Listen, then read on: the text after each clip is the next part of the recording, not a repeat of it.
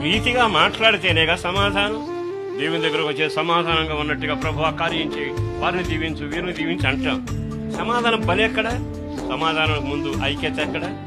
సమాధానం ఎక్కడ? సమాధానం ముందు ప్రీతిగా మాట్లాడింది ఎక్కడ?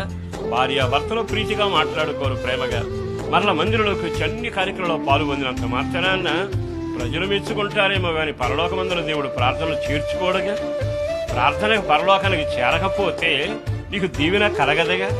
ఎందుకో పరిశుద్ధాత్మ దేవుడు ప్రత్యేకంగా ఈ శుక్రవారం నీ కొరకే ఈ మాటలు వినిపిస్తుండగా సహోదరి సహోదరులారా, దండం పెట్ట సేవకుడుగా చెబుతున్న వారి ప్రార్థన పరమునకు చేరిననే వాగ్దానం నీ పట్ల ఈ రోజే మొదలవున గాక.